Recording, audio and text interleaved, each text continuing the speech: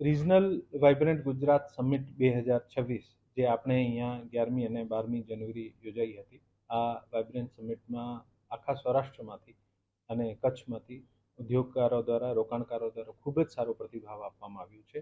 અને આ 2 દિવસની કોન્ફરન્સ અને જે 15 તારીખ સુધી આપની એક્ઝિબિશન હજુ ચાલુ છે અને ત્યાં પણ ખૂબ સારી સંખ્યામાં જે પણ ઇન્વેસ્ટર્સ છે, કોલેજના સ્ટુડન્ટ્સ છે, એન્જિનિયરિંગ સેક્ટરના સ્ટુડન્ટ્સ છે, વિઝિટ કરી રહ્યા છે અને ખૂબ જ સરસ પ્રતિભાવ આપી રહ્યા છે. માનનીય પ્રધાનમંત્રીજી દ્વારા આ વાઇબ્રન્ટ રિજનલ વાઇબ્રન્ટ સંમેલનનું ઉદ્ઘાટન કરવામાં આવ્યું હતું. આ વાઇબ્રન્ટ સંમેલનમાં લગભગ 50થી વધુ જુદા જુદા સેક્ટર્સ ઉપર સેમિનાર થયા અને લગભગ 5,492 જેવા પ્રોજેક્ટ્સનો 5,78,330 કરોડ જેવા MOU જે છે આ સાઇન થયા છે, એક્સચેન્જ થયા છે અને આમાં લગભગ 6,26,253 જેવા એમ્પ્લોયમેન્ટ જનરેટ થશે આવનારા દિવસોમાં, એવી એમને અપેક્ષા છે. આ આયોજન ખૂબ સરસ રહ્યું અને ખરેખર આ આયોજનને ખૂબ સફળતાપૂર્વક પૂરું પાડવા બદલ તમામ વહીવટી સ્ટાફના મિત્રો, તમામ કોર્પોરેશનના મિત્રો, પોલીસમાંથી, પોલીસ કમિશનર અને SP ઓફિસમાંથી તમામ અધિકારીઓએ, કર્મચારી મિત્રોએ ખૂબ જ મહેનત કરી છે. આ તમામનો હું ખૂબ ખૂબ આભાર પણ વ્યક્ત કરું છું. સાથે સાથે રાજકોટના તમામ ઇન્ડસ્ટ્રીયલિસ્ટ અને જે પણ અહીંયા આગંતુક હતા, મહેમાનો હતા, આ લોકોએ ખૂબ આને સફળ બનાવવાનો આનો પણ આભાર વ્યક્ત કરું છું. મીડિયાએ પણ ખૂબ સારી રીતે આને કવર કર્યો અને મીડિયાએ ખૂબ જ પોઝિટિવ રીતે શરૂઆતથી પ્રી વાઇબ્રન્ટ ઇવેન્ટથી લઈને, જ્યાં માનનીય ડેપ્ટી CM સાહેબ અહીંયા આવ્યા હતા ત્યારથી લઈને આના પહેલાંથી લઈને ખૂબ સરસ એક માહોલ ઉત્પન્ન કરવાનું કામ કર્યું છે. મીડિયાની આ પોઝિટિવ કામગીરી બદલ હું મીડિયાનો પણ ખૂબ ખૂબ આભાર માનું છું.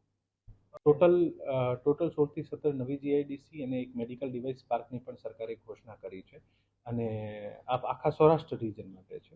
અને આ નવી GIDCથી હવે આજે ખૂબ જ આ તમામ GIDCની જે અનાઉન્સમેન્ટની પ્રક્રિયા હતી, આ તમામ લેન્ડ એક્વિઝિશનથી લઈને સરકારમાં GIDC દ્વારા પૈસા ભરવાના, ઓર્ડર કરવાના, આ કાર્યક્રમ ખૂબ જ ઝડપી રીતે બન્યો છે અને તમામ ડિસ્ટ્રિક્ટમાં ખૂબ સારી રીતે કામગીરી થઈ છે. આ નવા GIDCથી ભવિષ્યમાં ઘણા બધા એમ્પ્લોયમેન્ટના અવસરો ઉત્પન્ન થશે અને આપણું જે રાજકોટ જેમ ટૂલ્સ, મશીનરી, જેમ્સ, જ્વેલરી આ તમામ સેક્ટર્સમાં આગળ છે આખું સૌરાષ્ટ્ર કચ્છ રિજન.